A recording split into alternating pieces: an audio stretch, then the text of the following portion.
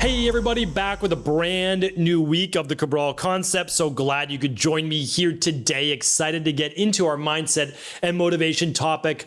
One of the things that I've been talking about really over the last couple of years. So I guess you could say it's not so recent, but also fairly recent since I've had the podcast now for over 3,000 episodes, is that we start to look more at our calendar and less at our to-do list. We also start to become a little bit more self-aware of what it is that we want to achieve in life, and if we are actually moving a little closer to that each and every month. Maybe not each and every day or week, but those weeks add up to months and months add up to years, and ultimately that is what becomes our life. So when I talk with people, I ask them, I said, do you really know what your top priorities are? And they said, sure, of course, it's family and it's, finances and it's making sure that my kids have everything that they need and it's my own health. And so they start to go over a list of these are my priorities. And I say, okay, great. But I say, all of those things sound good, but tell me, what if your family is your priority, what does that mean to you? How are you making them a priority in your life? And then they start to think a little bit more and they say, well, I try to be more present, putting my phone down, putting my phone away. And I say, okay. And I ask them to continue to list things. And I say, how do you know in that moment that you're doing it? Right? Like, how do you actually remember that, oh, I need to put my phone away. I need to do this. I need to do that. They said, no, sometimes I remember, sometimes I don't. I said, okay, I get it. And then I start to go through more concrete examples because I ask for all of the different things which are their priorities. And then I start to move into the concrete examples, which I want to share with you here today. But before I do that, I also say, how many different things do you think that you can be great at in your life? Because I want to know their answer, not mine, right? I've already given you mine, and I'll share that again in a moment. But they're like, well, maybe 2 to 3. And I say, yeah, I agree. Maybe 2 to 3. So right now, if we're living by the 12-week year, or we're starting to look at just the next 90 days, if you're new to the show, you may not know what the 12-week year is. What 2 to 3 things do you want to be great at over these next 12 weeks?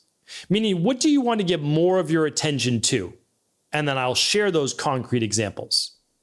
And so they say, well, I think if I had to choose, it would be, and then they'll give me their 1, 2, and 3. But again, I always go back to then why. If they say family, I say, okay, great. But why? Why these next 90 days for your family? I know family should always be a priority, so I'm not saying that, but why these next 90 days? And they may not have a good reason. So then I ask them again, okay, it's not like you're going to neglect or negate your family. I'm not saying that at all. But are those the things that should be the highest? And they say yes. And I said, okay, I agree. I just want to make sure, right? Because we can only choose 2 to 3 really at a time. Now we can have smaller goals and that's okay. And then I go back to them and I say, all right, now, do you believe you've been making your family, let's call it finances, because I like the 2 F's there together, right? And let's go with the last one, friendships, right? We'll use 3 F's today. Family, finances, and friendships. Those are your 3 priorities you're telling me that are most important right now, okay? And then I say, how well have you been doing those over the last, let's say, 12 weeks? And they might say, well, I think you've been doing pretty well. I say, okay. Are you getting the results that you're looking for? Now, here's the big thing. Many people say yes. Some people say no, but almost no one knows whether they truly are or not. And that's part 1 of 2 that I want to share with you right now. The first part is you don't know if you're doing well or not if you didn't have a goal to actually strive for. So let me just give you a few examples of that. The first one is this. If you're looking to improve family relationships, the best way you can really do that is with time. So, have you scheduled that time into your calendar? And if like, no, but I usually find some time here and I usually find some time there, I question that. I really do. If you want to have better friendships, whether it be with work colleagues or catching up with buddies from high school or college, when's the last time you saw them? Right? When's the last time you had a conversation, not just a text message? Because if those aren't there, well, difficult to say that that's actually a priority then. Because if it was a priority, we would schedule it. And then there's your finances. Well, Work is work. But if you're looking to improve that, that means if you're an entrepreneur or you're on your own, you're maybe working with more clients, offering a better service. Or if you're at work, you might be working towards a promotion, like any one of these things. And again, does that show on your calendar? Or you're just like, oh no, I'm blocked off from 8 to 5 or 9 to 5, whatever it might be, right? Is it just blocked off? No. If you're looking for that promotion or you're looking to earn more, you probably need to do more. And I know it seems like, but I don't want to do more. Okay, well, do the same, but better, right? For you or the company you might be employed at. But again, I'm not here to give necessarily finance advice. What I want to give is life strategy-based advice. So part one is, do you have a goal with a metric that you can track? Because if not, you don't actually know if you're improving things or not. If you're typically spending 1 hour a night with your family, great. But if you want to then be better, you can make that 1 hour more enjoyable, more meaningful, or you can expand that time from an hour to an hour and a half to 2 hours, whatever it might be for you. If you're seeing your friends once per month, well, to improve that, it would be an extended period of time, not just for a half hour, maybe after work or a coffee, during the week, but it might be one night out, going out to dinner, having great conversation each and every month with different friend groups, or it might be twice a month. Like what again? You're just looking to improve. If it's 0 right now, well, once is a huge improvement, right? Because now you're moving in that direction. But the reason for this show was an amazing quote that I heard, and I want to share that with you now, because let's say that you don't know what your priorities are, and that was kind of the name of the show. Do you really know your top priorities? Don't guess them yet. Don't guess what your priorities are yet. Go right to your calendar. This is what I recommend that you do. Look at your calendar right now. Look at your schedule. What does it have on it? Is it all work? Right? If it's all work on your calendar, then what does that mean? Well, your top priority is work. Nothing wrong with that. Most of us need to work, right? But is there any time scheduled for your health? Is there any time scheduled for your family? Is there any time scheduled for your friends, for spirituality, for growth, right? In any of those areas. Growth could be in terms of your career, could be anything else beyond what you're doing right now. So that is ultimately what I ask people. So I ask them all these questions. They'll sometimes, again, if the ego is talking, they'll say, no, I'm doing pretty well there, right? Or maybe they are, but again, we'll prove that in just a moment. And then say, okay, maybe I'm not, but maybe they are doing better than they thought. So then what we do is we open up their calendar because they don't know we're going to do it ahead of time. And so they may reluctantly share. Now, again, I don't force anybody to do anything, but once we look at that, we say, oh, look at that. You want to get further ahead in work, but when I'm looking at your calendar right now as an entrepreneur, your time blocks, they add up to like 4 or 5 hours a day. And you have a 40-hour a week availability. So you're doing 25 hours out of 40 hours a week. The rest of the time gets lost. It's not scheduled. It's on social media. It's, busy work, whatever it might be, but not moving you ahead. You say that you want to improve your health, but I don't see anywhere on your calendar that it's scheduled for you to exercise, for you to take your walk, for you to go out and have a healthy lunch, right? You say you want to improve family time, and you tell me it's just during the empty space. But if you're allowing family time to only be whatever's left over at the end of the day, you're not showing me that that's a priority. If you want to feel more connected to this world and nature and spirituality and God, where is your time meditating, reading your scripture, whatever it is that you need to do in order to feel more connected? It's not on there. So if it's not on there, we can't say it's a priority. Now, the amazing thing is this. It is our schedule. We may not own our 9 to 5, right? Or many of the women in my practice and men, they might be, okay, I don't own my 7 a.m.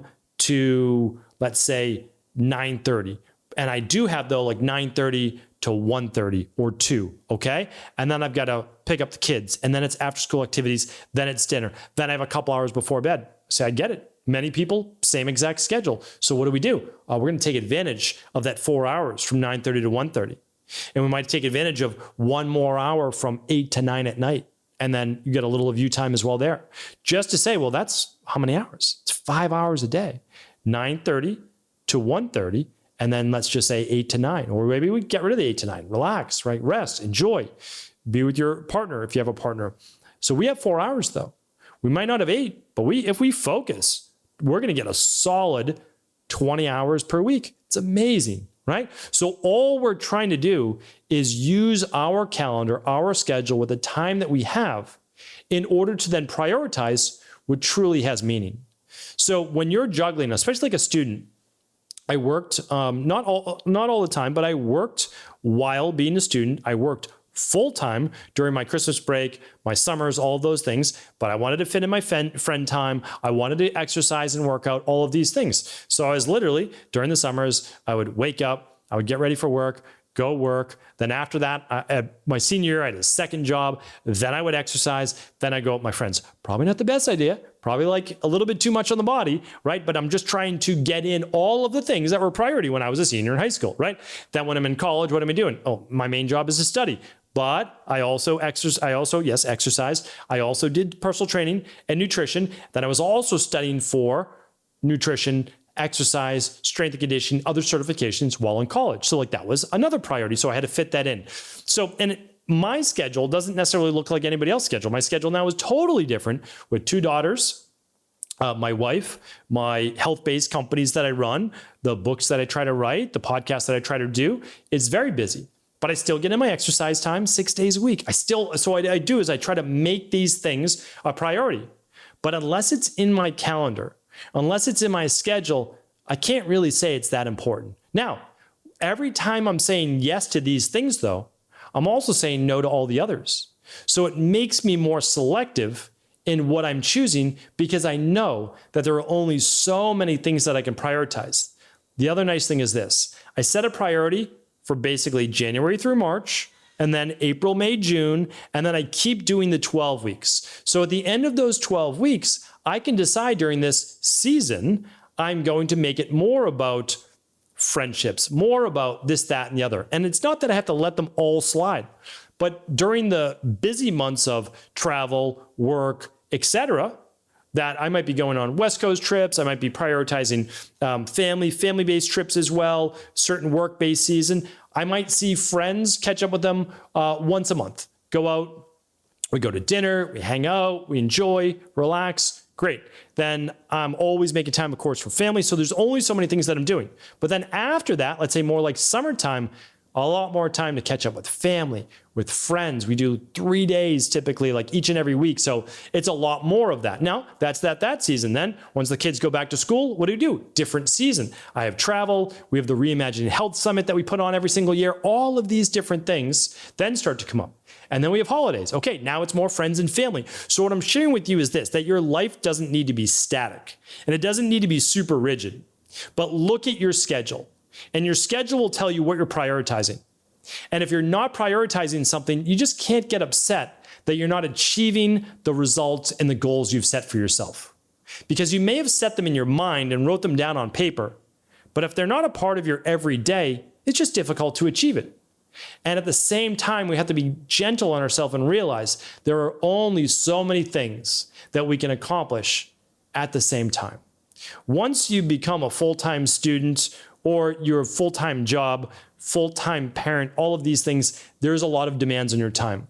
It's why you can't do, though, 5 or 6 things really well all at the same time. Now, you can juggle dozens of things, but choose 2 or 3 top priorities every 12 weeks, schedule them into your calendar, work by your calendar rather than your to-do list. And I'm telling you right now, you're going to see yourself grow and achieve by leaps and bounds. Hopefully today's show was helpful. Thank you so much, as always, for tuning into the Cabral Concepts.